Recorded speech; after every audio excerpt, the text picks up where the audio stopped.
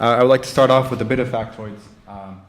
Worldwide, there's over 1 billion people who adhere to the Muslim faith. That is estimated between 7 and 8 billion people on this earth, which is a very sizable number. During the 18 and 1900s, 1/5 of the slaves that were transported over here were Islamic. And then tying that into Orientalism, which is the root of Islamophobia, the term Orientalism originally referred to the study by Western scholars of the peoples and societies of the Middle East, North Africa, and Asia. It developed in the context of and served to justify European colonialism in those regions. That was some time ago. It wasn't until the 1990s where we actually incorporated studies of the Islamic faith. So therefore you see a very wide gap of misunderstanding and some bigotry. I would like to go ahead and start off with the questions and direct this one to Dr. Niven. What steps do we need to take to incorporate the studies of the Islamic faith in a higher education system? Well, hello everyone. Good evening, I guess, or good afternoon. Thank you so much for coming. We really appreciate having you and look forward to your questions. That's actually a big topic. We have more than ever. It's interesting. I know Notre Dame, which is a very predominant or prominent Catholic institution, started a Department of Islamic Studies several years ago, which is, speaks to how far we've come, not only as a country, but also educationally. Most large institutions today will have either a department or actually even a chair of Islamic studies. And I think more and more now, we're, this is a great example here of what we see at Shafi, where, Professor Falcioni, Professor Dowd are incorporating not only other different religions, but they're incorporating Islam as one of the three largest monotheistic religions as part of their curriculum. So what can we do? There's a lot that can be done, but I also think there's a lot that's being done right now. And awareness and understanding and breaking the misconceptions. So it takes everyone learning to kind of break those barriers where it's no longer such a stereotypical bad word to say that you're a Muslim. And I'd like to slide the same question over to Nadeem Riaz in a more social activist standpoint. What steps do we need to take to incorporate not just the higher education people who can achieve an education, but just the everyday masses? Kind of just to elaborate on what she said. Again, just like we all go to Chaffey College, right? We all go to school where we're constantly seeking to educate ourselves in every aspect of life. Likewise, I think it's equally important from a social standpoint for us to basically, and I think the best way to learn about Islam is to talk to a Muslim, right? More than likely there's somebody in your classroom who is a Muslim, yet, it's kind of there's this social stigma between religion, right? Can we talk about it? What can I say? What can I not say? But me being a Muslim, I was born Muslim, I've been practicing for 28 years, I learned a lot about my own religion from this guy right here, right? So I took his class, monotheistic religions, way back in the day, and now I'm actually teaching at Chaffey College as well in the business department. So again, my suggestion is just to learn firsthand from Muslims what Islam is all about, right? When we resort to looking at these mediums on television that have these certain biases, we're more than likely going to get pushed in a direction that's not always objective. So meet a Muslim, be polite, and I feel like you'll learn a lot. And that's very interesting because in the media, while 80% of the domestic terrorism subjects are identified as Muslim in national news, FBI actually reports only 6% of the terrorism suspects are Muslim. 80% of ABC and TBS and 60% of Fox coverage of Muslims is negative, right? So, next question is directed to Falcioni, professor of philosophy. How do the principles of the Quran conflict with ideals of capitalism? Wow. After your dissertation. How do they conflict? I'm not certain they do. I think there are certain maybe practices in capitalism that could conflict, right? So for example, usury, right? Or charging interest on loans, or certain aspects of business dealing. I think, actually Nadeem, I've talked about this. Sharia law covers all areas of economic enterprise. And so I think it would put a lot of strictures on the kinds of things that could be done, the more exploitative practices and that sort of thing. But there's nothing wrong with principles on the property. In fact, a lot of Sharia deals with, right, the property you have and how you use it. But I think the prohibitions against exploitation, against usury, against using your capital, those are both in the Quran and in Sharia. So actually, Saheb would probably have more to say about some of the specifics. But yeah, so I think it puts limits and strictures. That said, I think those can be there from most any tradition. I mean, I was just talking to my class last week, we were doing the life of Jesus, and one of them even said that. I said, let's talk about how, you know, Jesus says a lot about money and mostly don't have it. He says you can't serve both God and wealth. You can't serve both God and mammon. As a condition for following him, you must give up your possessions, right? And in the case of the apostles, it was shared in an apostles' fund and given to the poor. It says given to each according to their need. And so someone said, sounds like Jesus is a communist, you know, or something. And I was like, well, maybe, but I think the irony is that that's, to them, seems so foreign. Almost like, we all know Jesus is a, you know, gun-toting American capitalist or something. So pushing back, I think, against the abuses of capitalism and classism that come with that, I think can be, the resources for those critiques can be found in the Bible, Quran, and in Sharia, for sure. And Saeed, would you like to chime in? He did mention you might have a little bit more. There are a lot of specific laws, I guess I could. Yeah, no, I thought actually Ryan answered it excellently. As he mentioned, there's many aspects of capitalism that Islam has really no problem with. There was actually people during the time of the Prophet Muhammad, peace be upon him, that actually flourished financially. In fact, a few of his companions were known to be the richest in the community, and they were the ones that actually funded many of the expeditions or expansions of the community, buildings and so forth. And without them, without their generosity, none of that would have happened. So the same way today we have people in society that flourish financially just due to their, you know, business expertise, whatever it may be. But there's nothing wrong with that. He did mention usury. Yes, that in Islam, you know, is considered something prohibitive. We try to avoid indulging in interest, you know, whether it's a car, house, whatever the case may be. In an ideal Islamic situation, you wouldn't, you know, indulge in that. Of course, due to people's situations here and you know, the difficulty of you know, getting into a home or car, sometimes you may find Muslims that do that, but it's more, you know, due to their specific circumstances and so forth and difficulties that they're going through.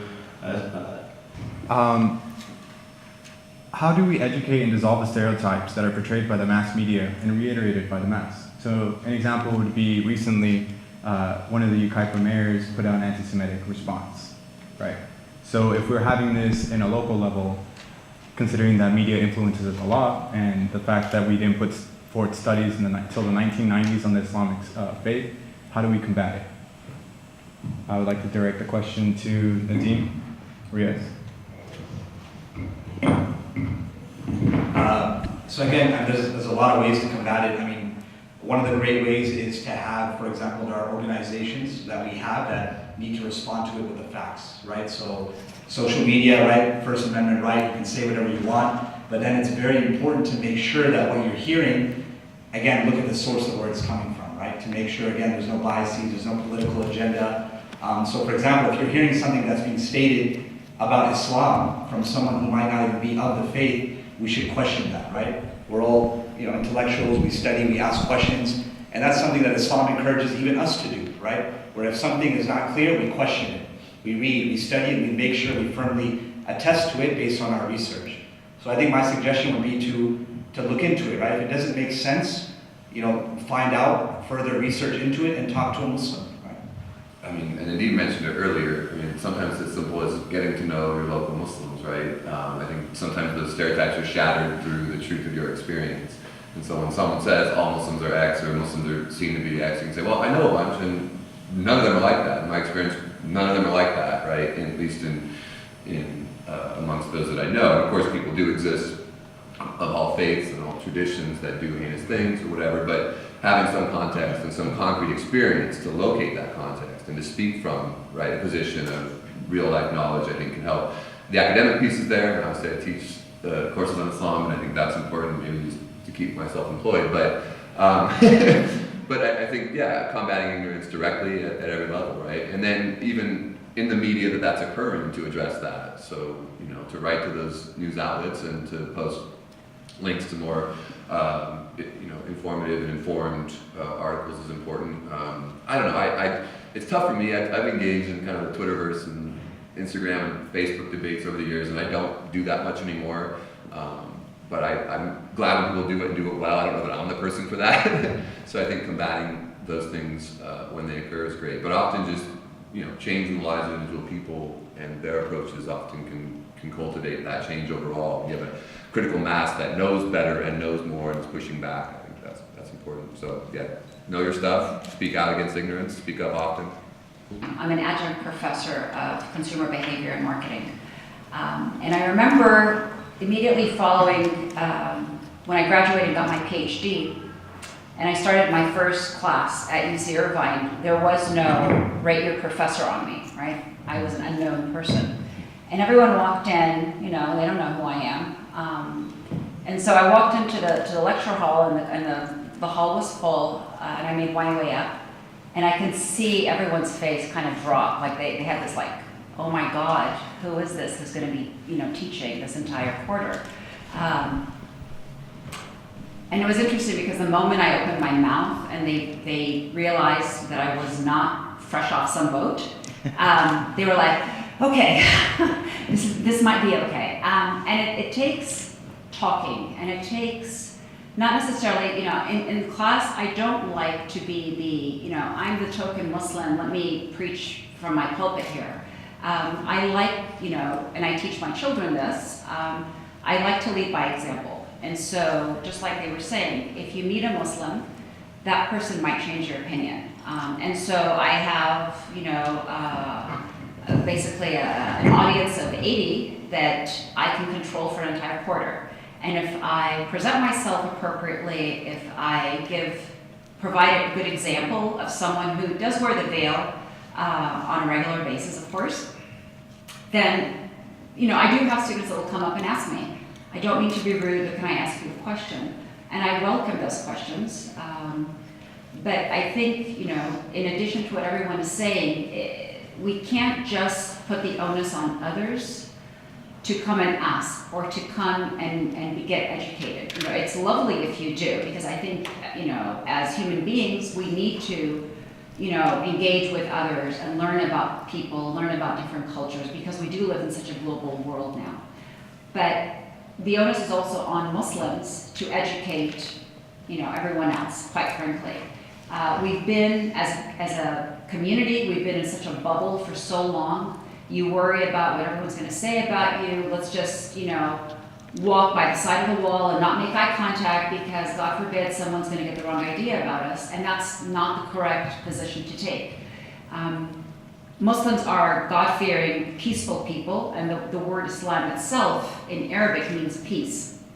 So we really should have nothing to fear in speaking out and educating others about our religion. So what, for instance, this particular mosque does, just one of many mosques, but what we've done over the past couple of years is hold events where we invite people from the interfaith community, our neighbors, members of the local churches, the local synagogues, you know, the Sikh temples and so forth, to come and engage with us, and, you know, we learn about each other. And in dialoguing with one another, we learn and we grow and we break those stereotypes and so forth. So I think more of that is needed. We, in fact, after the shootings up in Philadelphia, we had a kind of just a prayer for healing, we called it. And we got members of our local synagogue together with the Muslims, and we had a few of our Christian neighbors as well. And we just had an evening where we commemorated those that passed away. And it meant so much to that local, it's a very traditional, and I can't recall what their denomination is, but it's a very traditional Jewish community. It's a temple out in Ontario. And they in turn invited us, and we went to them and we talked about Islam to their congregation, and we learned from each other. So definitely don't feel shy about asking a Muslim, and be very, be frank about your questions. There's a lot out there in the media, so many misconceptions. So don't be afraid to ask, but also it is our responsibility, we have to put some of the responsibility on us, is to come out and also talk to you and hopefully grow that way. According to the study of the Public Religion Research Institute, 62% of Americans have never conversed with a Muslim, 57% say they know little, and 26% say they know nothing about Islam. Since 2016, campaign season began. Candidate and now President Donald Trump has stoked Islamophobia by both words and action. Interviews where he says Islam hates us, retweets of anti-Muslim videos from ultra-nationalist Britain First Group, policies such as the Muslim ban, and restricting refugee resettlement. How do we address Islamophobia within our own culture? It is an open question. Anybody can. So I think a lot of it was actually answered in the last question in terms of educating people. Politics is dirty business, unfortunately. And, in order to get votes, people like to scare populations. And the easiest way to get people to do things is to scare them, right? When your livelihood and your safety and your security is threatened, you can get people to do a lot of things. And history tells us that that's happened numerous times, over and over again. And this is no different. Human psychology doesn't change over the millennia, right? People respond to fear. And if anything, politicians are geniuses at getting people to feel a certain way. And so if you can get people to fear a group of people, so the whole view, that's what works. I mean, just recently I was listening to the news when it came to the border issue.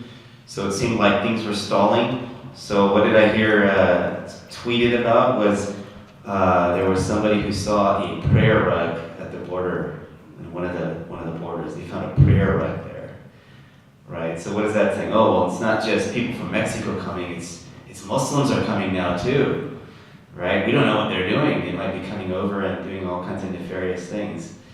So how do we address those things? I think a lot of it has already been talked about. It's maybe even taking, or doing your part in calling those politicians out, sending them an email, writing a letter, or tweeting back. Maybe you'll be unfriended or something. I don't know, but that happens, I guess, too if you oppose certain politicians. But I think it's about education, and I actually teach as well. I teach at Cal State LA part-time, and one of the things that I tell my students is to use your critical thinking skills, right? So critical thinking skills meaning to think about what's being said, to analyze it, to critique it, and not just accept it at face value, right? I mean, it's just like anything else. If you watch a TV commercial and they're trying to sell you a car, and somebody tells you this is the best car in the world, you're not going to just believe it. You're going to be like, well, why is it the best car in the world? What's so great about it, right? There's certain things that are going to run through your head. Similarly, when you hear a politician say something, you're going to want to use your critical thinking skills and think about why is he saying this, and what's the motivating factors behind it. Is it true? Is he just saying it to get votes, right? And so it requires people, and in a vibrant democracy, it requires people to be thinking people, to be thinking for themselves, and that's one of the hallmarks of our society, right? Is that people think for themselves and they're able to vote, cast their vote in a way that reflects their thinking. Unfortunately, there's a lot of stereotypes and whatnot. So, but I don't want to reiterate what people have already said. So. Thank you. And have you guys personally faced any criticism, stereotypes, blatantly in public? Anybody can answer this. Oh, yeah. Could you guys give us a little personal experience? So I've been very fortunate. I was raised in San Francisco. I was raised by parents who immigrated here from Egypt, and were very proud of the fact that they were Muslim, but they were very proud also of the fact that they were Egyptian. And so they raised us with this mentality of, you are lucky to have this bicultural experience, and you should be happy that you're a Muslim, and you should have nothing to fear, and be very proud of yourself. And so I actually went to Catholic schools, and I was raised in San Francisco, and I grew up with a sense of this internal confidence that was great. I made a personal choice at one point in my life to wear the hijab, always. Only when I'm outside, by the way. I don't wear it when I'm inside the house, in my own home, but because I get asked that question. But I made the choice to wear it, and always felt very confident. I am an American, and I have the freedom to dress as I choose and practice my religion the way I choose, and I do that proudly. So I've never really been, no one's ever blatantly in my face said anything negative to me. But unfortunately, after the San Bernardino shootings, for one thing, as Muslims, there are these bad apples that call themselves Muslims that are really not Muslims, because in killing others, that is not an Islamic act. And so they call themselves Muslims, and I feel personally that they are hijacking the name of Islam. And so it makes me very angry as someone who has their faith belied in this way. But that said, there are bad people out there that do call themselves Muslims, and they're doing some very horrendous, heinous things to others. So the minute we hear about any shooting, any kind of killings, anything happening, any bombs going off somewhere in a remote part of the world, the first thing that comes to a Muslim's mind is, oh my God, I hope it's not a Muslim that did this.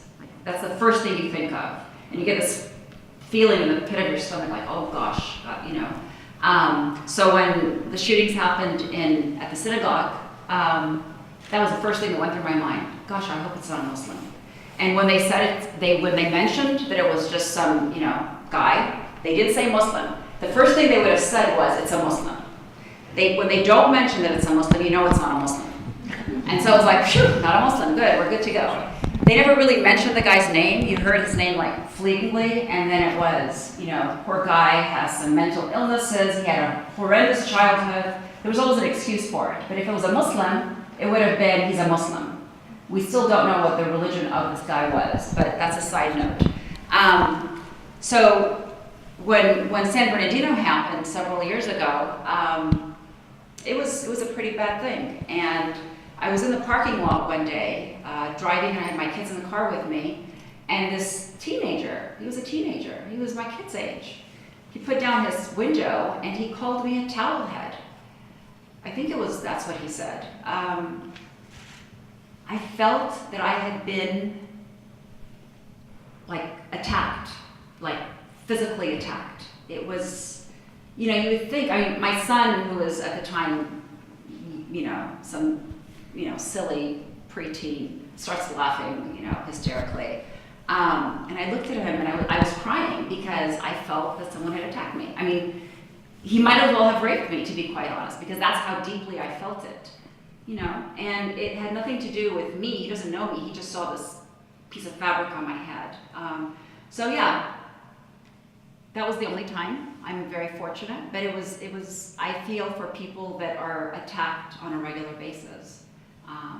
But that's just a long story to a short question. Yeah, for sharing that. Just to mention, the sisters, like Sister Nadeem, those who choose to wear the scarf, they tend to receive more of the Islamophobic, experiences, we truly appreciate them going out and they represent Islam. When you see someone like Sister Nadeem, right away, she's a Muslim. So when they go out, they do quite a bit representing Islam, and we just wanted to say we appreciate you guys. In regards to experiencing an Islamophobic incident, I been pretty minimal, but I do remember one specific incident recently where I was at the gym, just lifting some weights, and this guy comes by next to two other guys that were lifting also and says, "Hey man, you know what Muslims are?" And those guys were just lifting weights. I mean, they didn't care to talk about anything, but they were like, no, what are they? And he says, they're murderers, rapists, and what do you say, like thugs or something, it was a bad description. And he's going off, just saying every disgusting thing you can think of about Muslims. And I'm there, I kind of just drop my weights, and I'm looking at this guy, just trying to listen to him. And I'm waiting to interject and find the right moment to kind of come into the conversation. And he just keeps going for a good maybe 2-3 minutes. It's at 5 minutes now, and then I said, okay, this is enough. And I had to politely say, hey, by the way, where did you get your information on Islam or Muslims? Because whatever you're saying to these young guys here is not correct. He goes, oh, well, I saw it on a documentary. Oh, really? Which documentary was that? I don't know, I saw it on a documentary. And he just walked away. He didn't want to talk to me. So what I did was I just talked to the 2 young fellows that were there, and I told them, hey, you probably shouldn't believe what this guy was saying. I'm a Muslim, and I can tell you nothing of what he said was true. And I gave him just a quick intro on Islam, and advised them to always verify information. Not that they believed whatever he was saying. And that's actually something I would tell everyone here too, is that if anyone brings you any type of information, Masood mentioned critically think, verify it. That's actually one of the teachings in Islam, even for Muslims. If someone comes to you with news, verify it before spreading it, so that if it comes out to be false, you don't end up regretting it and be sorry for what you just spread. How many times can we remember a time where someone passed on some news and we forwarded it on social media or Twitter or Facebook, and we're like, oh shoot, that was false. How do we discuss topics in public space, such as the boarding schools, camps that are happening in China that are currently housing about 1.5 million Muslims, and the Myanmar Rohingya conflict that displaced 700,000 Muslims, 7,600 died, 750 of those including kids. So how do we bring that to a public forum without people being sensitive or just not wanting to hear it? I was ignorant and not knowing anything about the Uyghurs, who are a Muslim Chinese. Well, I always thought they were Chinese Muslims, is what I thought. Turns out they're not. We went to dinner. We were invited to dinner at some people my husband works with. My husband's a physician, and this nurse and her husband wanted to have us over for dinner. They were Muslim, they're Muslim, and it was Ramadan, and they invited us over to break fast with them. We went to their house, a lovely couple, we sat and talked. They looked like they were a mix of, like a Caucasian and, an Asian married and had kids. You know what the kids look like? They look a little, Caucasian, a little Asian. And that's what they looked like. And I couldn't really place where they were from. And they had some other friends over, and they looked kind of the same. And we started talking, and it turns out they were Uyghurs. And I guess their ethnic background, is somewhere from northern Asia, so kind of Turkmenistan and Turkish, and it's a big mix. And they're a group that's settled in a particular region in China. And now the Chinese government is, for all intents and purposes, putting them in this ghetto type of a situation, just like the Nazis did. And they're in these concentration camps now. They can't leave the country. If there are Uyghurs here in the US, they are not allowed to go back to China to visit family. It's a particularly devastating situation they're in. So they sat and explained all this to us and educated my husband and I. And they do have, they try to have these rallies, and they try to go and protest in front of the Chinese embassy, and they try to go to Washington and make their case, but they're not being heard because it's politically not advantageous to different countries, such as the US, to interject on their behalf with the Chinese government. So, as a country here in the US, we don't do anything about it. So it's a pretty sad situation. Again, I think more should be done to educate the world about their plight. But unfortunately, there's a lot of politics that goes into it. And I'm not as versed with the Rohingyas, but it's a very similar situation where, you know, they're poor people that have nowhere to go, and they were pushed out by one country and refused entry by another country. And it's just sad politics. I don't know if you're aware of this. Yeah, some of the politics surrounding both in China and in Bangladesh and in Burma, so Burma is where the Rohingya population is. These are people who are, they have kind of a distinct ethnic background that live in Burma. The Burmese government basically isolated them and killed, massacred thousands and thousands of them. So the interesting thing is the rhetoric that's used to justify these actions were very similar to the Islamophobic type of rhetoric that we hear in our own country, and of course from the type of people who committed massacre in New Zealand. You know, these people are dangerous, we should be afraid of them, they should be expelled, etc., to the point where these people are not considered, and particularly in the Rohingya, completely dehumanized, right? Not seen as humans, so that babies, women, children massacred, right, in broad daylight by soldiers. And this is another religious group that initiated this this massacre, and particularly in Burma. It was a Buddhist priest who was an extremist, and you know, in his own right. So just to kind of also point out the fact that extremism, you know, exists in all forms and shapes and religions. It's not unique to any particular group of people. So I think a lot of it has to do with just understanding the politics of the place. And interestingly enough, that some of those politics overlap with our some of our own politics. So it's important to be aware of those things.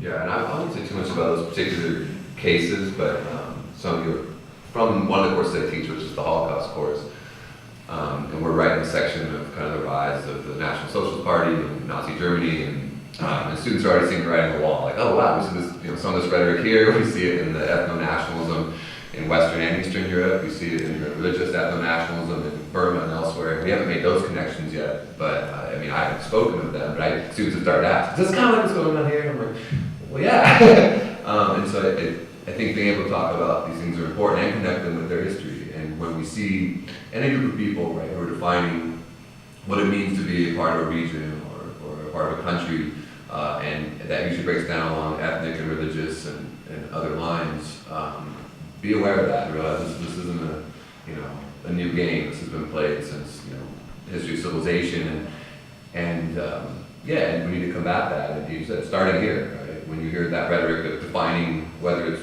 Trump or whomever, defining Americans, you know, by ethnicity, by national origin, prior to coming to America, by religion, that, you know, that has some really dark roots, and we see the writing on the wall, right? I think everybody should see that. I'm surprised at how many don't, right? You said somebody will just, you know, buy into it, especially if they are in the alleged, you know, majority or privileged group.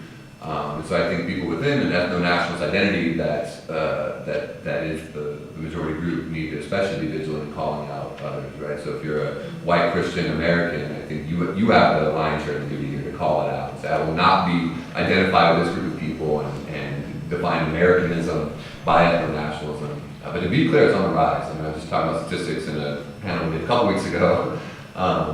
But several of the international groups that track ethno-nationalist hate groups have said, you know, in the last several years we're seeing a double to triple increase, really in the last maybe 8 years. And you see this again, a few years ago I was talking about it in Eastern Europe, and then now Western Europe's kind of coming along the ride, and we're seeing some of these things in America. So, you know, just be wary, you know, call it out, be vigilant when you see it. And again, it's not just in South Asia or Southeast Asia. We see it in many parts of the Western world. Sorry to be down. And the next question, the last question out of the 6 questions I have, is more about the community within the Islamic faith. What stance does Islam take on same-sex relations, and how are those particular people treated within the community? So in regards to same-sex relationships, Islam pretty much holds the same view as the other major world religions, Judaism and Christianity, where the act itself is not condoned. We do believe marriage is between a man and a woman, but at the same time, everyone is treated with respect and equality. So just because someone happens to be gay or lesbian, that does not mean they're not allowed into the place of worship, like the masjid. Doesn't mean they're not allowed to attend community events and so forth. At the end of the day, technically speaking, it's a sin they're committing, but everyone sins, right? We all sin in different ways, and so we don't just isolate those type of people from the community just because they choose to practice something. But at the end of the day, it's not something we condone, but we do not dismiss this group of people from the community. We still have to treat them equally and with respect, and they're invited to come and pray and join us for dinners and so forth, whatever the case is, just like everybody else. There's no distinction there between someone who's, from the LGBTQ community or not. I hope that answers the question. Thank you. And then one more question. Talking to my friend of 7 years from Qatar, I've realized, and her explaining to me that when she was younger, her faith and practice within the Islamic faith, it was changed and shaped when she was younger versus when she was older. Could one of you guys, or any of you guys, would like to explain your personal journey with the faith and how it's kind of shaped your view when you were younger to where you are now? Good question.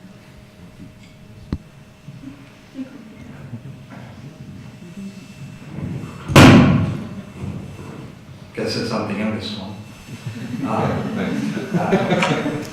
So again, personal journey-wise, just like you mentioned, Islamophobia, I never really got hit with any Islamophobic remarks. I was born and raised in Rancho Cucamonga, 28 years, 2 miles from here. I've been going here my entire life. So for the most part, honestly, I've been blessed to be in the company of individuals who kind of judged me and saw me for who I was. Again, my name is Nadeem. So usually when I would go to school, they automatically assumed I was a girl because they thought it was Nadeem. So when I raised my hand, they kind of laughed for a little bit. I was like, no, that's really my name. So my own personal journey, honestly, and I feel like this is probably a common theme with a lot of American Muslims, is it's a balance of creating your own identity as an American, while at the same time understanding that you have your own unique religion, right? The media, some way, in some form, always tries to make it like you can't be both in one, but honestly, I feel like I've lived as American as possible, but at the same time, my parents gave me the flexibility to learn my faith out of a desire, not out of an obligation, right? Or just like any faith, it's not forced upon you. Islam is something I feel like at a younger age, we learn it, but as you grow older, you learn to love it because of the way you're able to live it. So again, my personal journey was pretty chill and no complaints, and I had a good time doing that. I had a little unique journey. So my parents actually put me in Catholic school for a couple of years. So 5th grade and 6th grade, I was in Catholic school and I attended Friday Mass every Friday.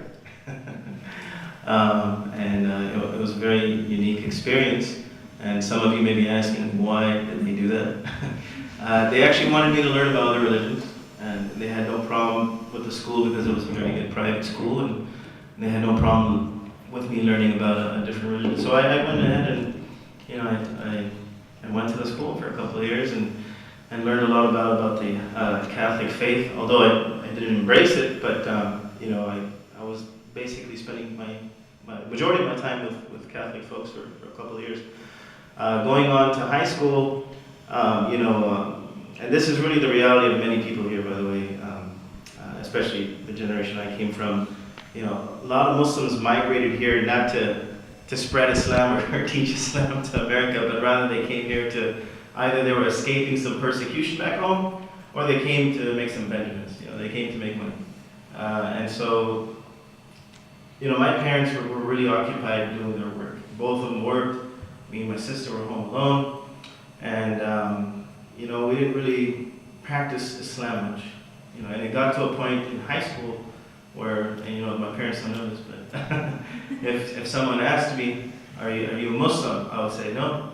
I would just say, oh no, I don't, I'm not a Muslim, but I believe in God, but I don't have a religion. Kind of agnostic, you could say. And then, towards college, actually, believe it or not, I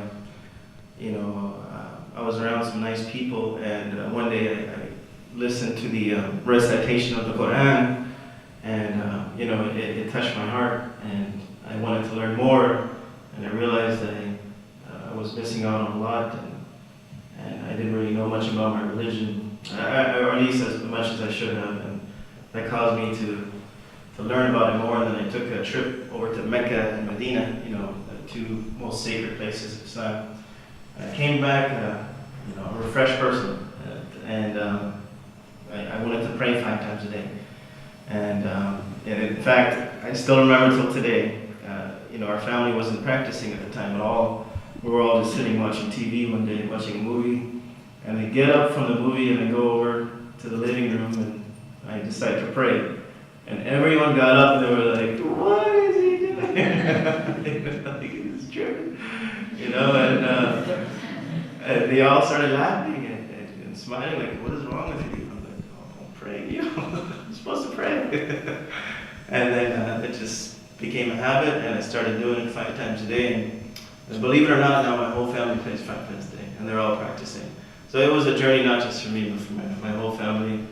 And I was blessed to learn about different faiths growing up. I had a lot of friends that were diverse in school, not just the Catholic school that I went to for 2 years, but even the schools I was in Hollywood and in Los Angeles and Chino Hills and so forth, and college, whatever. I was able to meet a lot of people and learn about different faiths. But at the end of the day, it led me all back, to Islam. So that's just a quick summary of.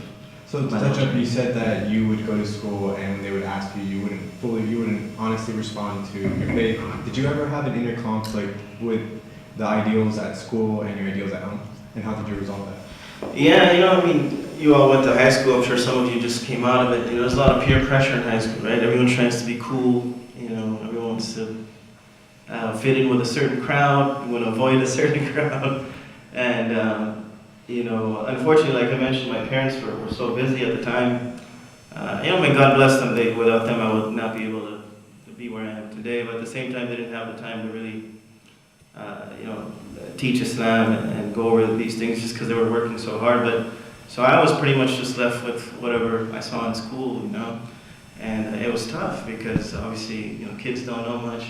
They try to teach you about the world and relationships and how you should be, and they really have a very, narrow mind of thinking when it comes to that. So I pretty much just fell into the pressures of the surroundings I was in, and kind of was in I guess you could call identity crisis. I didn't really know. Just trying to fit in, wear certain types of clothes, comb my hair a certain way, whatever, just to fit into a certain crowd. So it was tough, going to school and going home. My parents didn't really understand. They both grew up in India, so they didn't really understand the struggles and the pressures that you and I would face in high school years. So it was a tough time growing up, but I know now I could relate to the young guys and girls in school now, and I could share my experiences, and I'll have a lot to help them with, and also the parents too, to let them realize, hey, look, there's a whole other world going on there that you don't know about, and you should know about. So yeah, that's kind of the gist of it. Thank you. I'd like to thank both of you guys for opening up about your personal life. I think it's very important that we become very interpersonal with one another and create these discussions, have a little laughter. At that point, we tend to humanize one another. So we're going to go ahead and open the floor for anybody who has a question. Anybody would like to ask something on their mind, something we didn't cover, something you would like to be explained a bit more? My best friend is Muslim, which is why I wanted to come. I wanted to learn a little bit more about it. And when I met her in person for the first time, we did have an incident where someone tried to rip off her hijab. And I was wondering, as a person who's not Muslim, but I want to be able to defend my friend is there a proper course of action? What I did at the time is I just covered her quickly, and then I got between her and the guy. Luckily, we were in a public place, so it was able to get neutralized pretty fast. But what are things that people can do in public situations when they're seeing hate or they're seeing something like hateful and awful? What is something that we can do?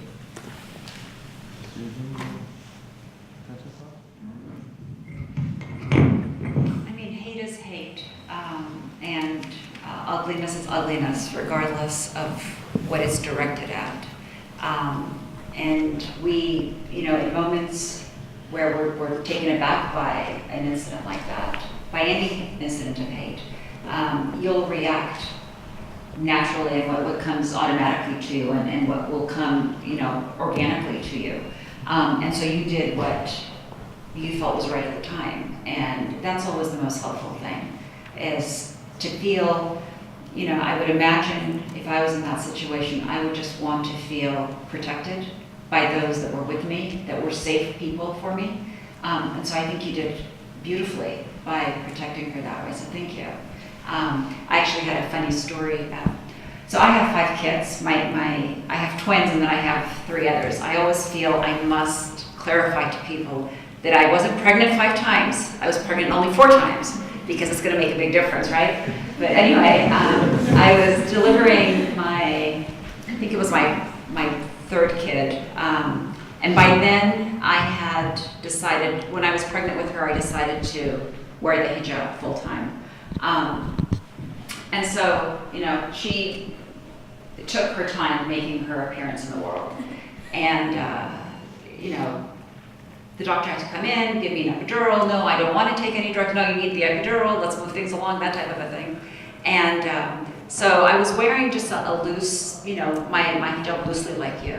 And it kind of slipped off my head. And so my husband was with me, and then he's starting to tug at it, and I'm like, leave me alone, this is not the time. And I'm angry with him because he got me in this position, right? But my doctor was just the sweetest lady. She just gently, adjusted it for me, and it felt so comforting.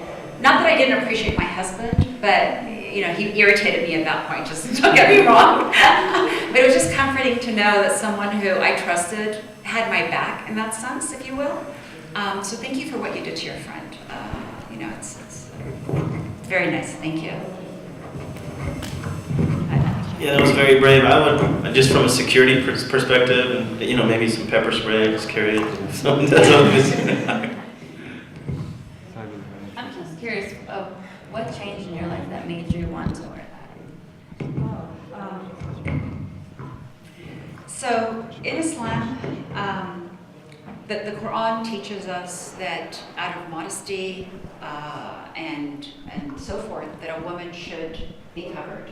And Islamically, the covering should be you're covered to your wrists, your head is covered, and you're covered down to your ankles. Okay, so those are the parameters. And the way people choose to dress has to do with culture at that point. So if you go to Afghanistan, you'll see women dressed one way. If you go to Brazil, people will be dressed a different way.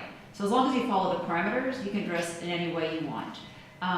The idea is modesty. It's connecting with your creator. In many ways, it's also a visible sign that you are a Muslim. But it's your personal journey, really. So even though the Quran says, women should do this, it is never forced upon you, okay?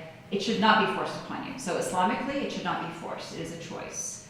Obviously, there will be, you go to different societies and you will see that, different societies there might be those that are more paternalistic and they'll enforce it, but that is not an Islamic teaching. Okay? Islamic teaching is you do it, a woman chooses when she does it. So I was brought up, like I said, in San Francisco, went to Catholic schools. My children, my 2 youngest attended Catholic school as well. So I love going back and attending Mass with them and, saying the prayers because it brings back such fun, I had happy memories in Catholic school. But unlike Saheb, my father in particular was very involved in my education. So he never really got involved with the academics, but he did review theology with me. So I would come home and he'd ask me, so what did you learn in theology today? And I'd give him what I'd learned, and then he would give me the Islamic equivalent to that. And so I grew up learning both traditions and being well versed in both of them. So I felt very secure in who I was. I never felt conflicted. I was very blessed in that sense. Because of that, I never felt I needed to wear it, quite honestly. I had my relationship with my Creator, I prayed, I fasted, I did all of the requirements of Islam, but I didn't feel the need to cover my hair. I was also quite conservative because I was taught that at a young age not to wear anything revealing and so forth, so I never really wore anything revealing, and I felt, if I'm wearing, 3/4 sleeve, does it really matter that I, extend my sleeve to my wrist, for instance? But it's funny that as you mature as an individual, you go through your personal journey of life, and you grow, you learn, you reflect more, and I just, I just started thinking about it more and more, and thinking, well, when standing in prayer, we have to be covered this way. So our wrists have to be covered, our hair has to be covered, and up to our ankles covered. So my rationale, as I got older was, well, if I'm standing in front of God dressed this way, should I not stand in front of my fellow man dressed in this way? And that was, for me, what really sold me on it, if you will, that I had to I had to please God, and it felt comforting to me to do that. I had my husband's support. I mean, it's difficult also for husbands because I remember he was very supportive, but when we went out in public for the first time, I could see that he was a little unsure. And when I asked him, he said, well, I was used to my pretty wife walking next to me. It's not that you're not pretty, but you look different now. And it's true, you are different. But that was, I felt was the right thing for me. So I have 5 kids, I have 2 daughters. One chose on her own to wear the hijab, and this was following the San Bernardino shootings. And she did it mostly because she wanted to be a visible Muslim, if you will. My other daughter, she does not to wear it, and that's her personal choice, and that's her personal journey, and we're fine with that. But there are times, don't get me wrong, you'll get dressed and you're sitting in front of the mirror and you're like, great outfit, and it goes really good with the hair, and then you have to cover your hair. It's definitely an internal struggle at times.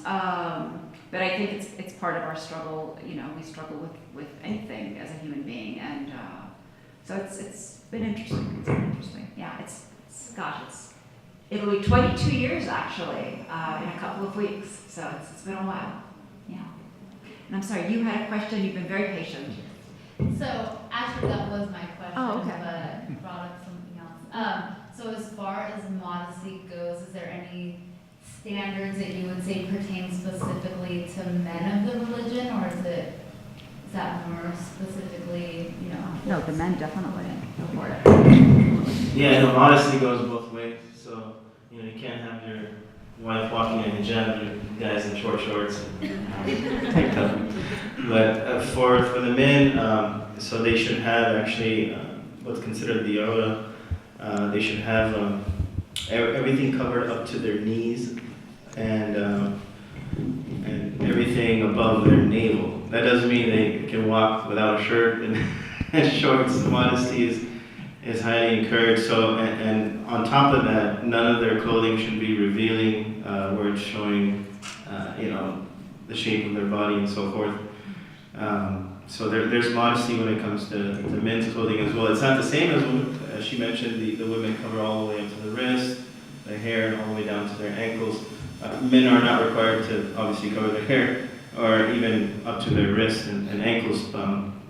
But nonetheless, whatever clothes they're wearing should be modest, shouldn't be in a way that's revealing parts of their body, and especially the private area and so forth.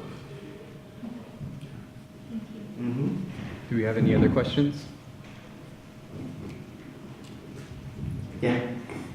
So you said that women can choose to wear the hijab at any time in their life. At any point in life, can you choose to stop wearing it, or once you do, you just have to keep wearing it? You are free to practice your religion any way you see fit. So absolutely. I actually have I have friends who chose to remove the hijab. Some of them chose to remove it after 9/11, actually, and it was because out of fear. They were afraid of being, targeted, so they chose to remove it. I have other friends that once they hit 50, they said, "That's it, I'm taking it off." It's a personal journey. You can't really speak to anyone. I know very, very old women that still wear it because that's how they're comfortable. And so it's in the religion it says that once you reach a certain age where, I think the understanding is, quote unquote, you're no longer desirable, there will no longer be lust when men look at you, that you can remove it. And I know women that are quite old and, very, quite decrepit actually at this point, but they choose to still wear it because that gives them a certain sense of comfort and connection with God. So it's freedom, complete freedom, because at the end of the day, we will each be asked about our actions. And I can't control my daughter's actions, for instance, and I will not be asked for her actions. And likewise, my husband can't dictate to me what to do. We will each be asked. We encourage each other, definitely, and we give each other support and try to, help each other be the best Muslims we can. But at the end of the day, it's freedom of choice. Thank you very much. Just to add on to that, there's just one concept I would like to share, and it relates to the last few questions that were asked. But so in Islam, there is no compulsion in religion, like Sister Nadeem mentioned. But also, there's something I wanted to share. Going back to the Prophet Muhammad, remember this is where the Prophet who received the revelation of the Quran and so forth, and Islam. During his time, the Quran was revealed over a period of 23 years. But when the Quran was revealed, remember, it just didn't come down as one book. It was over this 23-year period. And the first 13 years were simply talking about the power of God, how God is watching over you. You should worship Him alone. There was not a lot of idolatry and so forth. And then towards the last 10 years of his mission, we got a lot of the jurisprudence, right? We got not to drink alcohol and not to commit fornication and so forth. All these things came later. In fact, when the verse of not drinking alcohol was revealed, this was several years after the first revelation, at least 13 years after, his companions were actually sitting in a bar. The Prophet Muhammad's companions were sitting in a bar having alcohol. And the verse was revealed not to drink.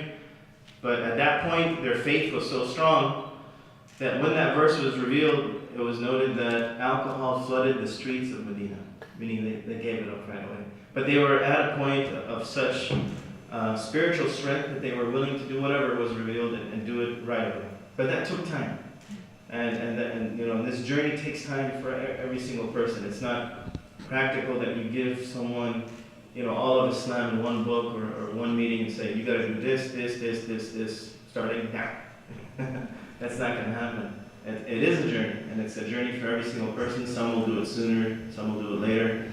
But, if anyone ever tells you that, you need to do it right away, they don't really even understand how this religion even came to fruition and how it initially even started from the people where, it basically originated from. So just thought I'd share that. Yeah. So I just wanted to add something because there's a lot of discussion about the clothing and things like that and the rules that Muslims follow. And I think that's probably the most obvious thing that people look to is the way people dress, the way they beards, the way they look, what they eat, what they can't eat. You know, there's a lot of rules that kind of people think of when they think of about Muslims. But there's also another aspect of Muslim religious practice. It's a very spiritual practice as well that probably doesn't get mentioned a lot. Not in the media, not unless you really meet and spend time with Muslims. You know, there's an emphasis on things like controlling anger, for example, controlling envy, controlling hatred. And part of our discipline of fasting is to address those real inner, deeper, kind of baser aspects of human character, to try to perfect that. And that's a lifelong struggle. And in fact, those aspects of one's struggle are considered better and more rewarding to overcome the struggles than even some of the outward things that people think are, you know, kind of think of in terms of religiosity, the beard, the clothing, the hair covering, right? I mean, you can grow the longest beard and cover your hair all you want, but if you're, you know, if you have anger and envy and rage in your heart, those things are kind of irrelevant. And actually, those are the true aspects of some of our teachings, which unfortunately don't really get covered a lot, but I wanted to mention that because it's kind of something that, sorry. I had a question. It's kind of not about the clothing, but she talked earlier about a lot of these people that commit these heinous acts. They, like you said, if you do acts like that, you're not Muslim. And I believe the media does try to make everybody who does that, oh, is he a Muslim? Like that's the first thing they ask about. I was wondering, why do you think these people that do these acts tend to say they're Muslim even though they might not practice it? Like, why is it Muslim, like that religion? I don't know. So just a heads up, we are running a bit out of time. After the last question was supposed to be the last question. We are going to take a tour, but if you guys could answer Sure. efficiently, that would be much appreciated. Right. So I mean, you know, it goes back to being knowledgeable and educated about the religion. Unfortunately, they were misinformed, you know, through some wrong source. And although they, you know, claim to be Muslims, they're obviously misinformed. They were not, you know, well informed about the religion of Islam. And there's a lot of bad information out there, especially YouTube, you know, Google, the media, you name it, where there's a lot of propaganda and misinformation by people sometimes that claim to be Muslims, but you know, they're spreading a lot of wrong information. Unfortunately, you know, there's individuals that catch on to this and they do what they do, you know, and they still claim to be Muslim, unfortunately, but that doesn't, you know, mean it's condoned by the religion. As Muslims, we all will make mistakes. You know, obviously, hopefully, nothing like that, like a heinous crime, but we don't do it in the name of Islam by any means. So, in short, I would say, you know, they were misinformed, obviously, and you know, it's just a very unfortunate situation. So, you know, we as Muslims, not only do we have a duty to explain Islam to the non-Muslim community, but actually an even bigger task sometimes is to explain it to the Muslim community, you know, to make sure they are well informed about the right teachings of Islam and they stay connected to the masajid, the mosque, and Islamic environments where they can get proper information. Just real quick, one of the things about people who've been radicalized that you mentioned, often those people are not people who come regularly to the mosque. And they found it in studies, these are people kind of off on their own. They're, you know, sitting in front of YouTube watching stuff that kind of brainwashes them into certain. But these are people who are typically not connected to a larger community. A little bit, you know, probably a little bit of derangement there as well, you know, psychiatric or psychological issues. So. I would like to thank and conclude the Muslimedia of this year's event. Right now, they are going to start the prayers. I encourage everybody to go in the back, stand, and just stay kind of absorbed and, you know, really immerse yourself in this, you know, faith, and really just kind of take into account what they really desire and, you know, what they're praying for. So thank you, and I would like to thank everybody for coming out. It is a bigger turnout than the previous years. Really engaging, and thank you so much.